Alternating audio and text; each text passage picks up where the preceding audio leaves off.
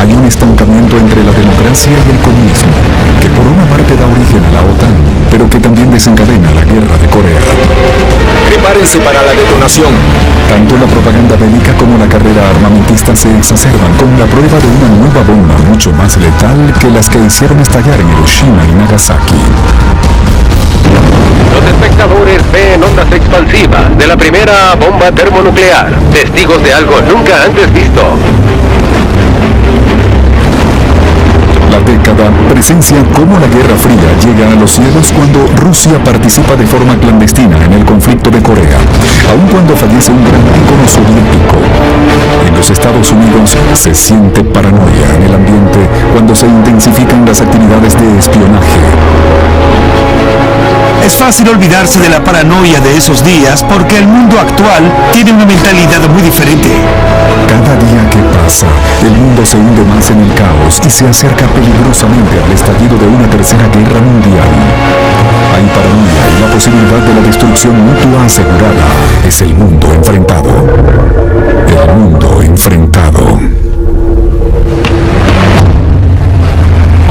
Verano de 1949. Los Estados Unidos es el único país del mundo con una bomba atómica. Un arma capaz de evaporar en un instante a 70 millones de vidas humanas.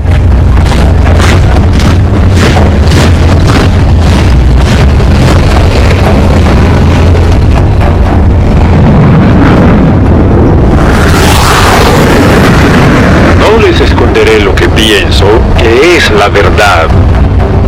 Sin lugar a dudas, Europa habría sido comunizada, como Checoslovaquia, y Londres habría sido bombardeada hace algún tiempo de no ser por el efecto disuasivo de la bomba atómica en manos de Estados Unidos. La ventaja competitiva es muy difícil de mantener, ya sea en negocios, a nivel personal o nacional. La sensación de seguridad en Occidente está a punto de desaparecer.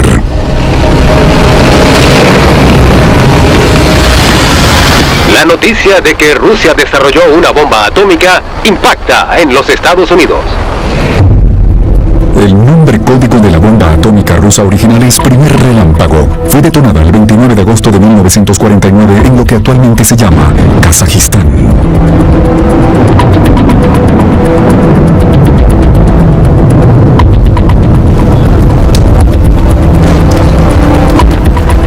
Había esa sensación de que la humanidad estaba en peligro de extinción. Stalin lo sabía. Los rusos trabajaban en un proyecto similar y recibieron la misma información de sus propios espías y de grupos de los Estados Unidos dispuestos a ayudarlos, que creían que debía haber un equilibrio y que no les gustaba que los únicos que tuvieran el arma fueran los estadounidenses. Les habría tomado 5 o 10 años desarrollar esa tecnología por sí solos. Ahora Rusia tiene el secreto. Era inevitable que el anuncio del presidente Truman dejara estupefactos a muchos de nuestros compatriotas. Un escalofrío recorre Occidente por la noticia. Ahora sus ciudades son las que están bajo la sombra de esta horrible arma. Un efecto inmediato del anuncio de la explosión atómica rusa fue aumentar las regulaciones de seguridad en todas las instalaciones nucleares. Los guardias permanecen en estado de alerta con constantes prácticas de tiro al blanco y tienen orden de matar a cualquier extraño sospechoso. Cada metro de la planta Hanford es patrullada por aire. Contemplen la siguiente escena para que conozcan la forma más moderna de bloquear una carretera.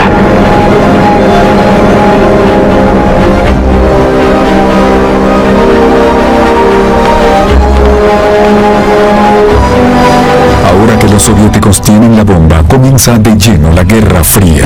Ambas partes tienen el poder de destruir ciudades enteras con solo apretar un botón. Justo en ese momento comenzó la posibilidad de la destrucción mutua asegurada.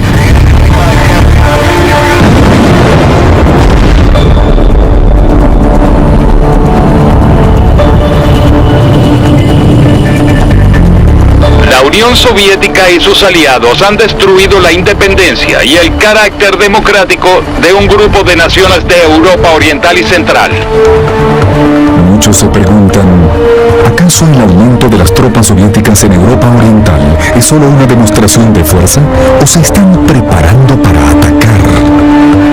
Son este tipo de acciones despiadadas y el claro plan de repetirlas en las restantes naciones libres de Europa lo que produjo la situación crítica actual. Los países de Europa Occidental son muy pequeños para defenderse si los atacan. Se hace un pacto para proteger a Europa Occidental con el poderío militar estadounidense. Representantes de las naciones europeas opuestas a la doctrina de Truman se reunieron hace poco con el señor Atkinson y discutir los aspectos militares del Tratado del Atlántico Norte en Washington. La OTAN tenía varias cláusulas y la número 4 indicaba que si una de las naciones del tratado era atacada, eso le declaraba la guerra a toda la organización y todos sus miembros defenderían a dicho país de modo disuasorio.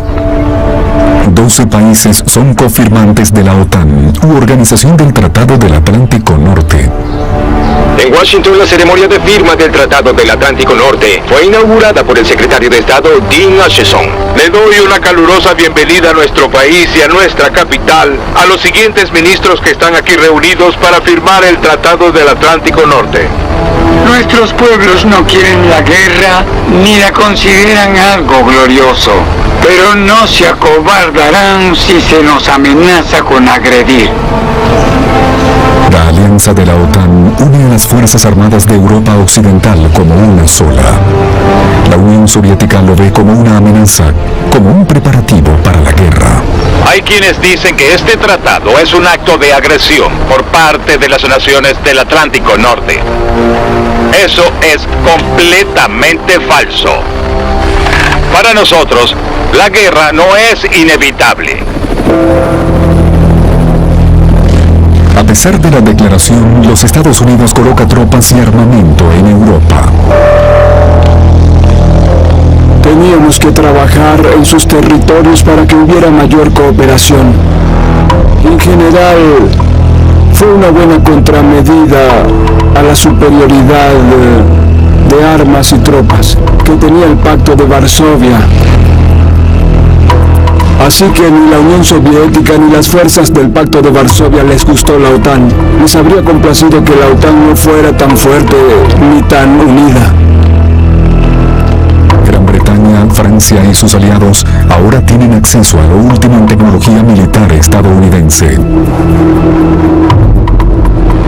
Esta es una película de 16 milímetros de una demostración de un asiento expulsor de la Fuerza Aérea estadounidense. La velocidad de vuelo de los aviones actuales hace que no les sea posible dar un salto normal en paracaídas. Conocida como la bomba cerrada, que a primera vista luzca como una bomba común, verán la diferencia cuando el Super Fortress B-29 haga una práctica de tiro con ella. La bomba es un misil teledirigido. Observen cómo baja y verán cómo se mueve a la derecha al responder al control remoto. ¿Dará en el blanco? Sí, no hay dudas al respecto. Justo en el blanco.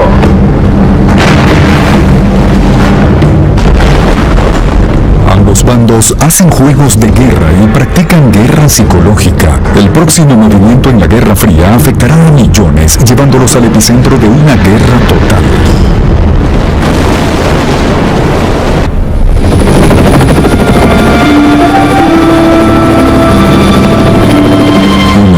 De 1950. A menos de 5 años de las detonaciones atómicas en Hiroshima y Nagasaki, se trasladan de nuevo por el Pacífico bombas nucleares listas para ser usadas. El motivo, una nación dividida, el norte comunista y el sur capitalista de Corea. Corea del Sur era una dictadura y muchos prisioneros políticos sufrían en sus cárceles. Ambos bandos quieren que la nación de Corea se unifique, pero que lo haga plegada a las condiciones de estos. Ha habido mucha intimidación en ambos bandos. El norte ha amenazado con invadir y el sur ha amenazado con marchar sobre Pyongyang, etc. Las aldeas surcoreanas se ven envueltas en un torbellino de estruendos y llamas. Los comunistas, envalentonados por meses de pequeñas incursiones a través del paralelo 38, lanzan al fin su guerra total de conquista no declarada. El norte está aliado con la Unión Soviética. El sur proestadounidense es tomado por sorpresa. Aquí pueden observar a los soldados del ejército surcoreano rumbo al frente de batalla. Armados contra el ejército del norte apertrechado por los rusos, lucharon por detener el avance lo mejor que pudieron. Liderados por tanques, las fuerzas rojas avanzan velozmente. En 2 días ya atacaban la capital. En la guerra de Corea, la Guerra Fría se puso al rojo vivo. Los norcoreanos tomaron Seúl sin problemas.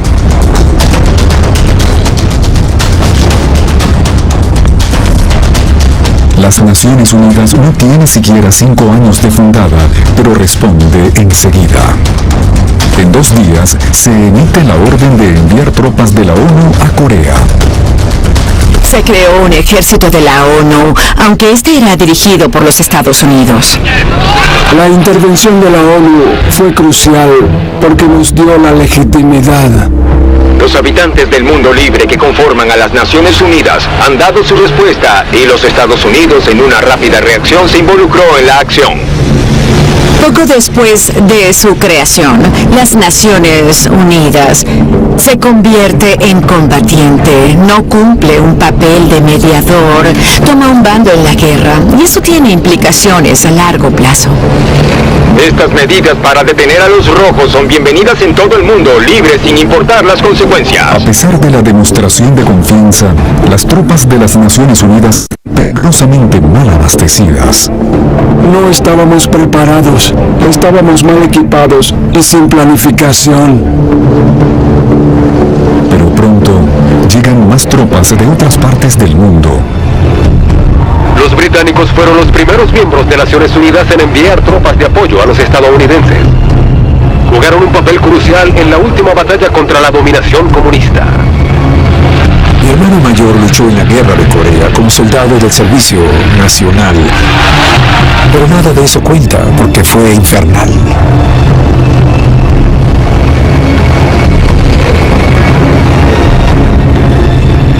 El apoyo de la Unión Soviética a Corea del Norte pronto se hace obvio. Aquí está el piloto norcoreano que voló en un avión caza MiG-15 ruso para rendirse a las Naciones Unidas. También fue capturado este blindado ruso con una pieza de artillería de 76 milímetros. Se ve con claridad su origen soviético. Esta no es solo una guerra en Corea, también es una guerra indirecta, subsidiaria entre la Unión Soviética y el Occidente que se desarrolla en esa península asiática.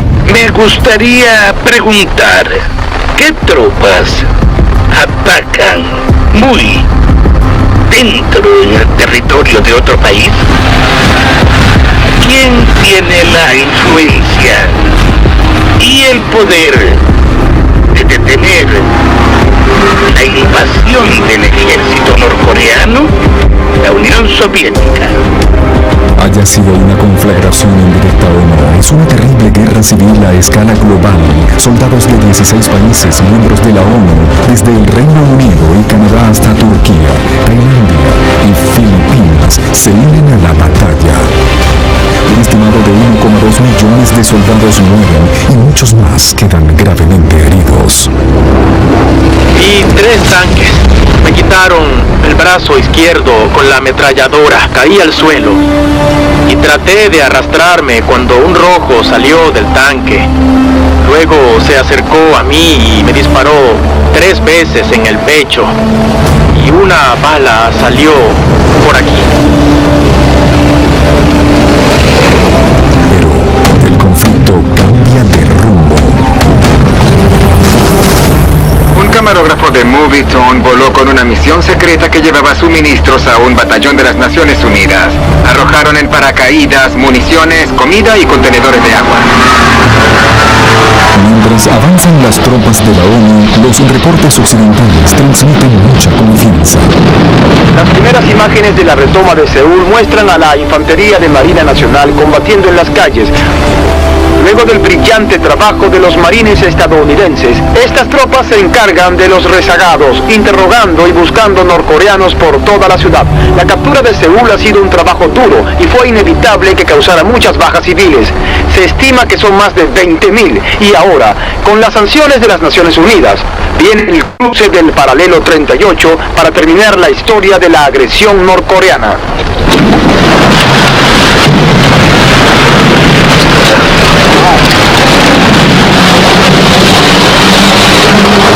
Las derrotadas fuerzas comunistas se retiran al último rincón de la península que trataron de conquistar. Las tropas de la ONU siguen a los norcoreanos tan rápido como les permiten las averías y el tortuoso terreno. Las tropas de la ONU toman casi a toda Corea del Norte hasta la frontera con China, el río Yalu. La villa de Jaeson-jin se encuentra junto al Yalu, cerca de Manchuria. Aquí los hombres de la 7ª división tienen su puesto fronterizo. De pronto ha cambiado el rumbo de la guerra. El honor es para las fuerzas de Estados Unidos por haber logrado tan resonante victoria en tan poco tiempo. Para diciembre de 1950, todos parecían creer que la guerra terminaría pronto. Incluso el amargo clima helado se puede soportar cuando la victoria está cerca. El invierno coreano llega sin demora. Vean cómo los arrozales se transforman en pistas de patinaje.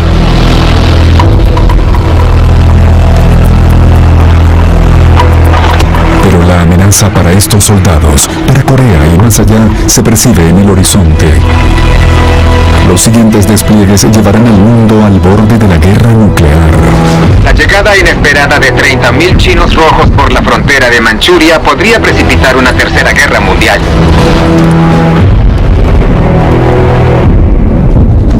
El problema era que cuando la ONU y el ejército estadounidense marcharon al norte, llegaron a la frontera china y los chinos estaban muy renuentes a involucrarse. Y si se analiza, tiene sentido, pues acababan de salir de una guerra civil devastadora. Pero cuando sintieron que su soberanía podría verse en peligro, entraron. El poderío masivo del ejército chino avanza. En el lugar hay unas 20.000 tropas estadounidenses, soportando el frío inclemente y las fuertes tormentas de nieve, rodeados por fuerzas comunistas chinas en las colinas. Sí, es una situación en extremo difícil y peligrosa. Hubo innumerables bajas a causa del fuego enemigo y el fuego cruzado. Muchos fueron evacuados por aire. También era un lugar terrible para combatir, porque las colinas son letales y también está el frío. El clima era muy hostil. Mientras los comunistas avanzan a Taejo, las tropas retroceden al río Ku. Todo parece perdido para Corea del Sur.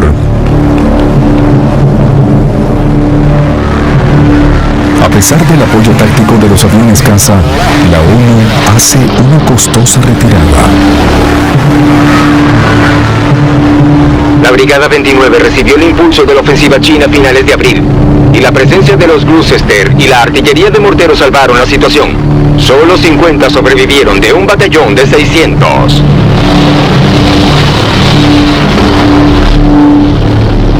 La guerra de Corea se vuelve muy sanguinaria.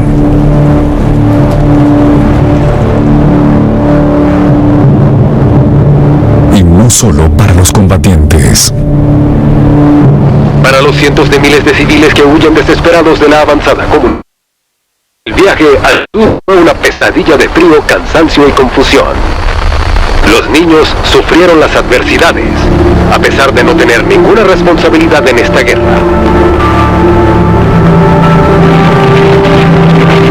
En retrospectiva, hay que admitir que ambos bandos hicieron cosas terribles.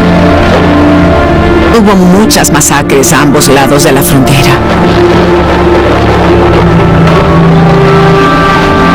Eso es parte del problema de tener una guerra que era civil e internacional. Pero también era una tercera guerra mundial de modo indirecto. Así que los civiles sufrieron lo peor. A pesar de las dificultades, más de 1000 huérfanos coreanos fueron evacuados por aire. Como lo explicó el capellán de la 5ª División, no podíamos dejar morir a esos infantes.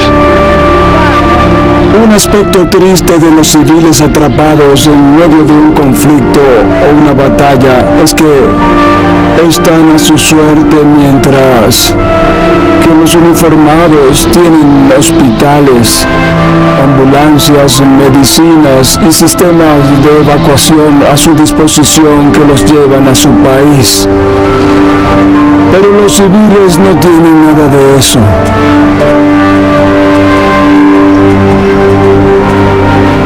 Cuando se va a la guerra, ese es uno de los muchos problemas que enfrentas. Mueren muchos civiles. Había que hacer algo drástico. Luchamos para evitar que las fuerzas comunistas agresoras conviertan a Corea en un estado esclavo. Aumentamos nuestra fuerza junto a otras naciones libres para enfrentar el peligro de agresión que se ha desatado en todo el mundo. La fuerza de las naciones libres es la mejor esperanza de paz para el mundo. Para finales de 1950, Estados Unidos tiene más de 350 bombas atómicas. Pero la pregunta que inquietaba a la nación norteamericana y a sus aliados era, ¿cuántas bombas tiene la Unión Soviética? Estamos dispuestos como siempre a negociar un acuerdo honorable con la Unión Soviética. Pero no lo haremos por complacencia.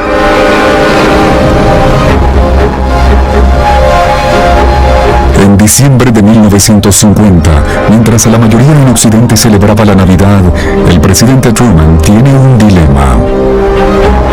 ¿Acaso el terrible poder de las armas nucleares evitará que vuelvan a usarse? ¿O la táctica militar debe ponerse por delante? El presidente declaró que se considera el uso de la bomba atómica para detener la embestida comunista inspirada por Rusia. Cuando hay mucho en riesgo, las armas nucleares están entre las opciones. Era una situación coreografiada que se estaba saliendo absolutamente de control. Truman toma la decisión de desplegar la superarma y de mantener a todos en estado de alerta. Trasladan en secreto bombas atómicas a las bases estadounidenses en el Pacífico Occidental. Estados Unidos se prepara para lanzarlas sobre ciudades y bases militares en China. Había ciertas personas en los Estados Unidos a favor de que se usaran armas atómicas. Es un riesgo obvio en una situación de guerra como esa. Si la ONU cede ante las fuerzas agresoras, ningún país estará a salvo. Si la agresión triunfa en Corea, podemos esperar que se extienda por Asia y Europa hasta llegar a este hemisferio. No es exagerado decir que este problema es el más nefasto que tiene el mundo actual. Se teme que los ataques nucleares en Corea provoquen una respuesta soviética en Europa. Truman los posterga.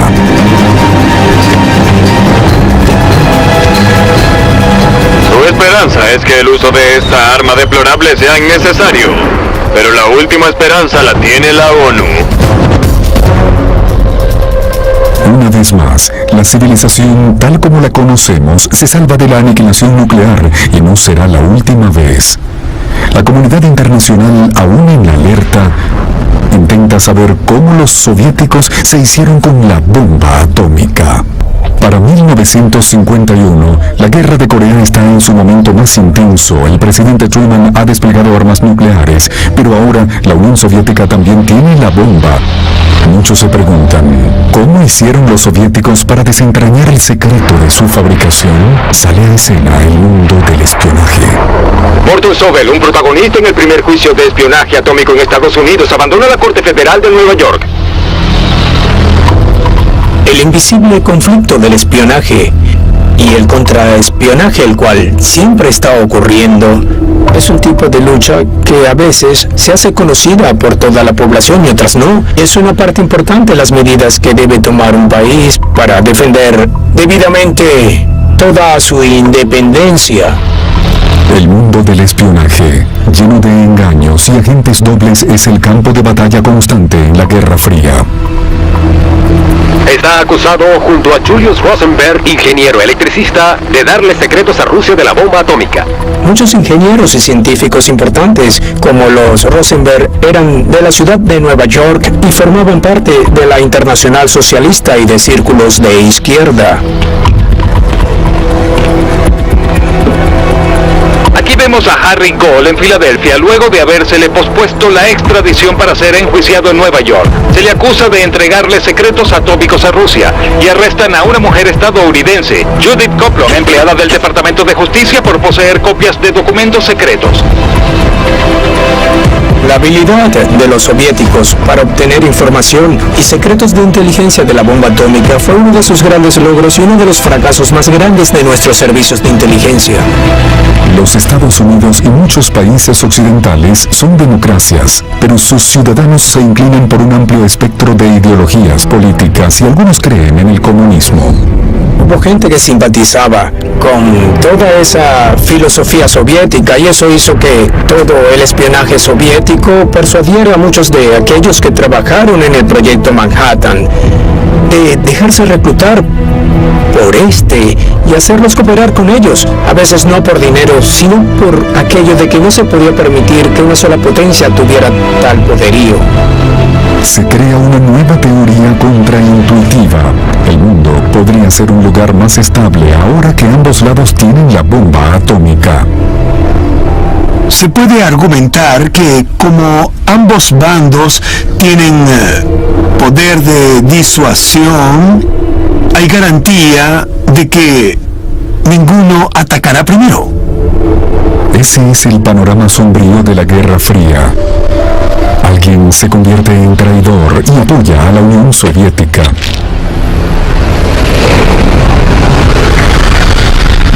La obligación de todo comunista, la obligación de cada comunista era el de contribuir a la revolución mundial y convertir al mundo en socialista. Los rusos usaban diferentes métodos de espionajes básicos como sexo, mujeres, dinero, drogas.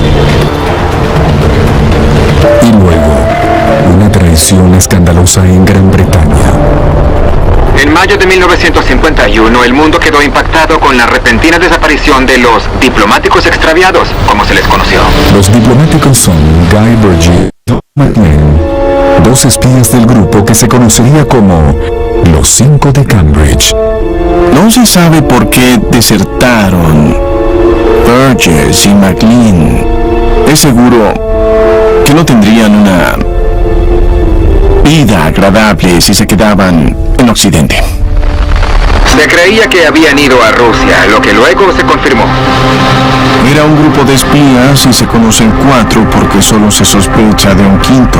Era un grupo de británicos en posesión de secretos relacionados con el poderío nuclear durante y luego de la Segunda Guerra Mundial.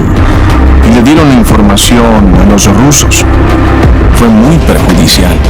Junto a Ken Philby, Anthony Blunt y el misterioso quinto hombre, sus acciones aumentaron la paranoia de los gobiernos occidentales. Todos los comunistas eran sospechosos. Varias oficinas de la Fiscalía y varios comités de investigación, liderados por el senador estadounidense Joseph McCarthy, se vuelven cada vez más frenéticos. En cuanto a la guerra, estamos en una con la mitad comunista del mundo.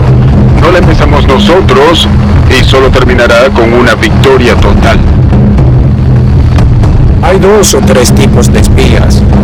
Uno es el que tiene coartada oficial o pasaporte diplomático. Y cuando los descubren se declaran personas non gratas y tienen 48 horas para irse y volver a Rusia o regresar aquí. Si son agentes encubiertos sin coartada oficial y los atrapan, pueden terminar en prisión por 25, 30 o 40 años. Las audiencias se convirtieron en una cacería de brujas. Cualquier estadounidense sospechoso de tener simpatía por el comunismo puede ser acusado de traición. Edward J. Fitzgerald. Rehúso responder a esa pregunta debido a que cualquier respuesta que dé podría ser incriminatoria. Cientos de estadounidenses van a prisión. Miles pierden su sustento. ¿Cree que usted sea culpable de alguna actividad antiestadounidense? ¿Luchar contra el comunismo? Si eso es ser antinacionalista, entonces eso soy. Francamente, el macartismo es llamar comunista a alguien que luego se prueba que lo es. McCarthy probablemente estaba en lo cierto, pero todo se salió de control y se volvió su peor enemigo. El macartismo redobla su persecución de cualquiera con simpatías comunistas. Pero este tipo de juicios se han hecho en el país desde la Segunda Guerra Mundial bajo la batuta del director del FBI, J. Edgar Hoover.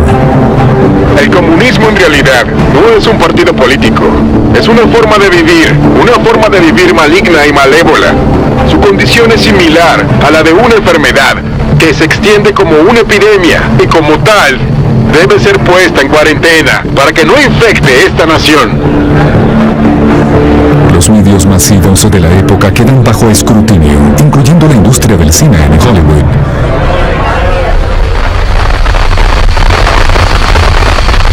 Al investigar el supuesto comunismo en Hollywood, el Comité de Actividades Antiestadounidenses de Washington ha realizado audiencias a personalidades prominentes del cine. La pregunta es, ¿has sido miembro del Partido Comunista? Enmarco mi respuesta en la única forma que cualquier ciudadano del país puede hacerlo ante una pregunta que sin duda viola sus derechos. ¿Entonces se niega a responder la pregunta? ¿Es correcto? He dicho que mis creencias y afiliaciones... ¡Lárguese del estrado! Tal como lo dice la Carta de Derechos. ¡Llévenselo!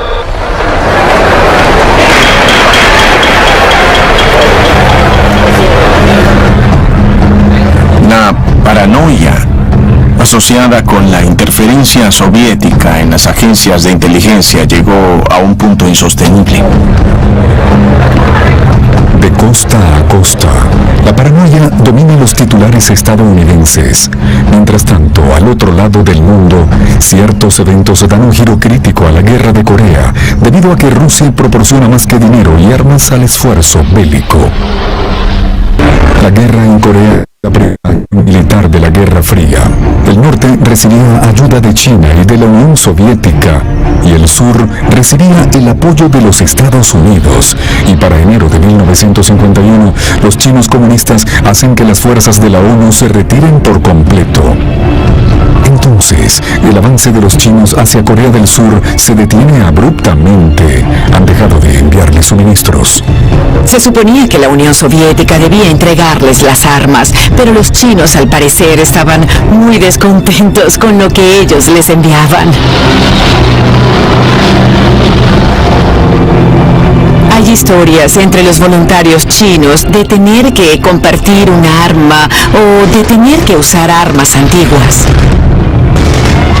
Truman detiene el fuego y el mundo entero suspira con alivio.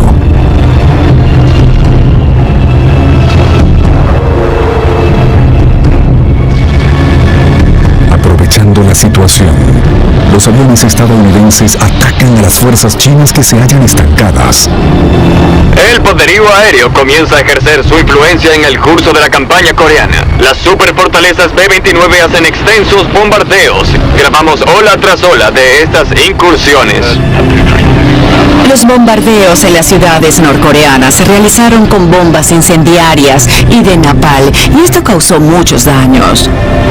Muchas casas estaban mal construidas, tenían techos de paja, por lo que se quemaban fácilmente. Una gran parte de Corea es bombardeada hasta los cimientos. Fue el bombardeo más concentrado desde el de Normandía. Para mediados de 1951, los ejércitos del norte y del sur se enfrentan cara a cara, casi exactamente donde habían comenzado a pelear un año atrás. Se inician las negociaciones de paz.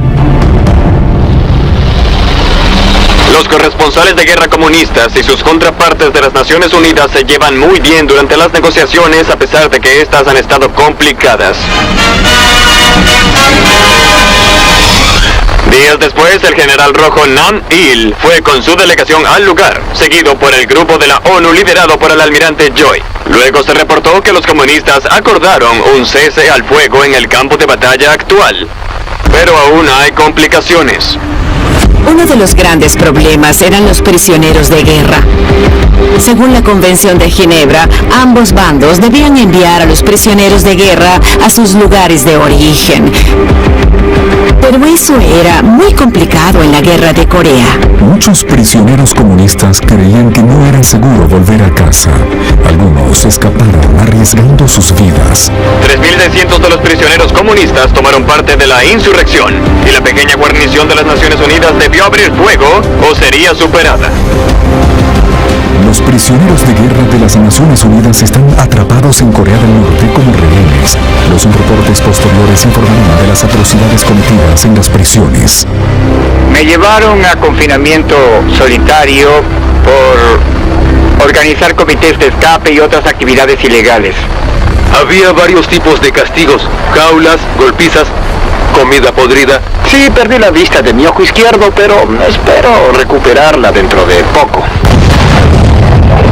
En el frente sigue la carnicería. Mientras los negociantes rojos tratan de alargar las charlas por todos los medios, hombres de ambos bandos siguen muriendo en las redadas aéreas. La presencia de Stalin en la negociación incomoda. Presiona a los chinos para que sigan la guerra, para así poder estudiar las armas y técnicas de sus enemigos de la Guerra Fría. Estaba claro que la Unión Soviética tomó un enfoque muy instrumentalista de la guerra coreana. Participaría de la manera en que mejor sirviera a sus intereses. Y ahora un duelo entre un caza estadounidense Grumman F-9F Panther y un MiG-15 ruso. Es la primera vez que se ve al avión soviético de alas alargadas, y es la primera vez que se transmiten imágenes de una batalla de aviones a alta velocidad. Era un secreto bien guardado que muchos de los pilotos de los MiG no son norcoreanos ni chinos, son rusos.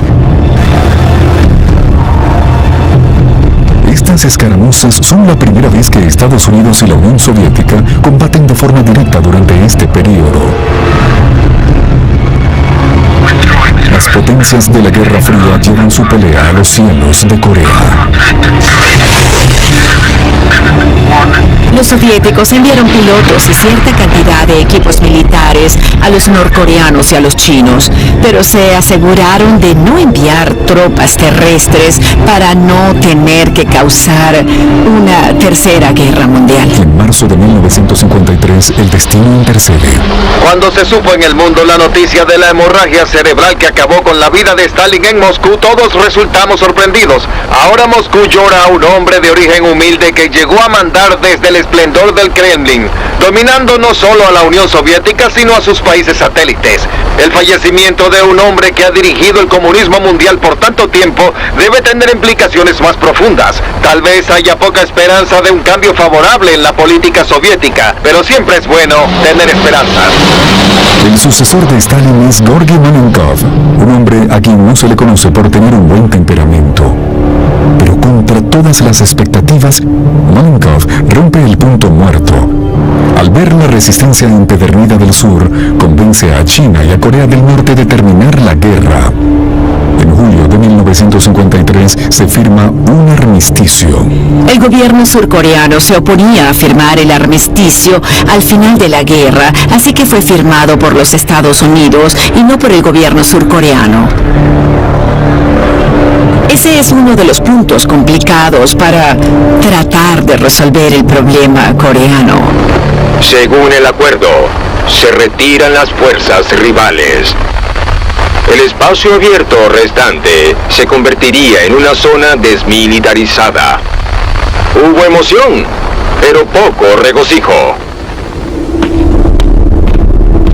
Se detuvo detuvo el combate. Significa mucho para los soldados y sus familias. También permitirá que sanen algunas heridas de Corea, por lo que estoy muy agradecido.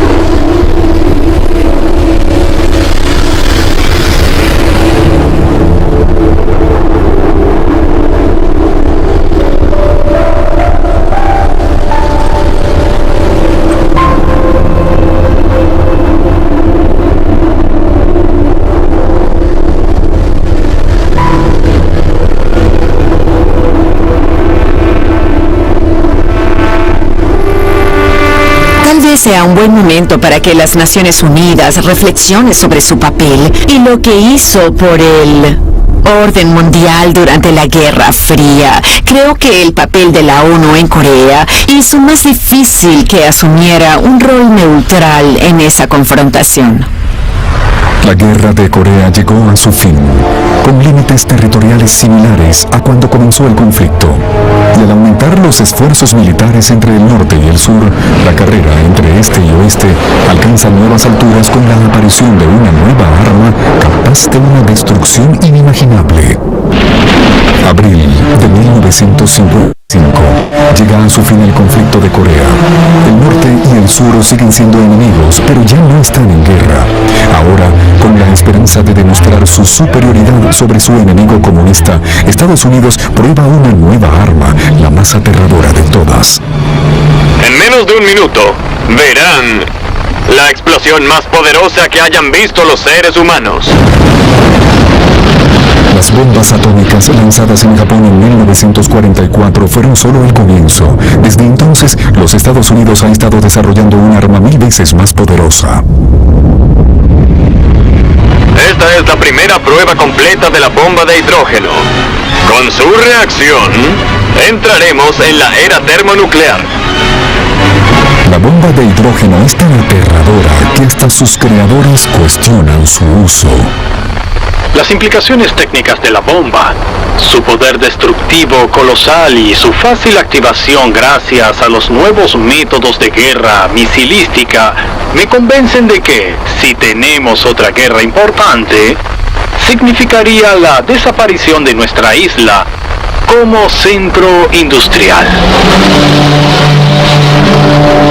Tenía un poder que sus propios creadores no podían concebir. La bomba H hacía que los horrores de la primera bomba atómica lucieran moderados. El Pacífico es el lugar elegido para probar la bomba de hidrógeno de los Estados Unidos.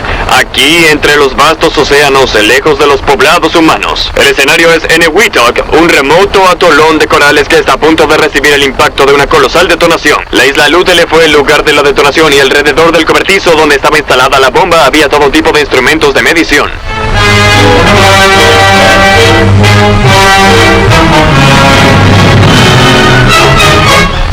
Se cuentan los últimos segundos.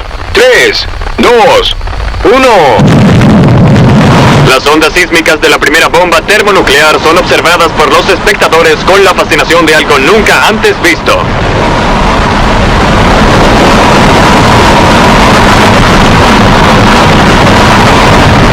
Fantástica en su forma y poder, una adición vertiginosa al arsenal de armas.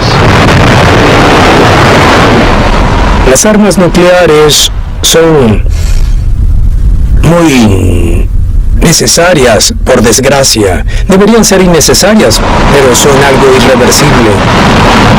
La bomba de hidrógeno es el resultado de la fusión, que es la increíble emisión de energía cuando los átomos se separan y se fusionan entre sí por etapas. Un helicóptero sobrevoló la zona luego de la explosión y la isla había desaparecido. No había nada sino agua y un profundo cráter. Otras islas del atolón se vieron arrasadas o calcinadas. Todo en ellas se marchitó o se derritió por la explosión. Con la bomba de hidrógeno, Estados Unidos retoma su posición como la única superpotencia mundial. Un soldado aprende, al igual que debe aprender una nación, que la integridad, unida a la fuerza, es la única vía de una paz duradera. Hora cero, en la isla Bikini, por la explosión de la primera bomba de hidrógeno estadounidense. Las luces y reflectores de radares definen el blanco mientras el bombardero a 14 kilómetros de altura arroja la bomba para permanecer a 20.000 pies.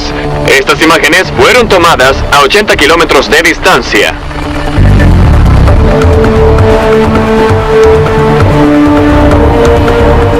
Los estadounidenses no solo ganan la guerra armamentista, la dominan. Ahora tienen el poder de borrar a la Unión Soviética del mapa en un instante. Los 14 países de la OTAN están protegidos de nuevo por el paraguas nuclear de los Estados Unidos. Si me lo permiten, miembros del Congreso, les pido evitar ser liberada el arma atómica hasta que estén seguros, y más que seguros, de tener otras formas de preservar la paz en sus manos. Pero la sensación de seguridad es muy breve. Churchill y Eisenhower no saben que Rusia ya probó una bomba de hidrógeno pequeña. Y 18 meses después, produce una bomba termonuclear de tamaño real. Tan poderosa que enciende los detectores en Occidente. La explosión más grande de una bomba de hidrógeno la hicieron los soviéticos y fue de casi 100 megatones. Eso es 10.000 veces más que las bombas más poderosas usadas en la Segunda Guerra Mundial, así que las dimensiones de esto se salieron de control. Los reportajes a nivel mundial horrorizaron al público al describir los efectos de la bomba H si se usaba en una población. En otra comparación, la explosión midió 5 kilómetros de diámetro. Así se vería en Nueva York con el Empire State en el centro. Cualquier capital terminaría con el centro devastado. Había casi una expectativa de que era inevitable. Vivíamos a diario con la expectativa de que era solo cuestión de tiempo. Nadie podría salir victorioso de una guerra que se combata con tales armas. Un escultor italiano que hace máscaras caricaturenses soñó con un final feliz para la historia. Él dice que Eisenhower y Malekov producirán el arma maestra, la bomba H. Sería una guerra que acabaría con casi toda la vida en el planeta. Para 1955, el Occidente y la Europa Oriental alcanzaron un punto en el que la guerra nuclear significaría una destrucción mutua asegurada en el mundo enfrentado.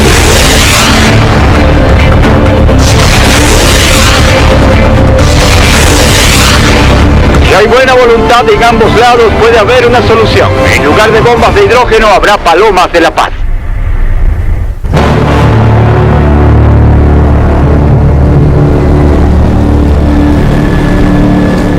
Febrero de 1960, una importante operación de espionaje queda al descubierto. Un avión estadounidense viaja demasiado bajo sobre el espacio aéreo ruso.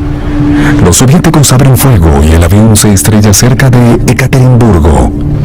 En Moscú se exhiben los restos del supuesto avión espía U-2 que Rusia dice haber derribado con un misil. Incluye fotografías de una jeringa con un veneno para suicidarse y otros equipos que supuestamente iban a bordo. Fue una hazaña técnica muy importante que el U-2 hiciera reconocimiento aéreo sobre la Unión Soviética. El avión es un U-2, un avión de gran altitud que se ha mantenido en secreto. Su misión era tomar fotografías de bases militares soviéticas. La percepción era que la misión había sido un gran error. Así se vio. ¿Cómo pudieron derribar los rusos a un piloto estadounidense? Debimos habernos equivocado en algo.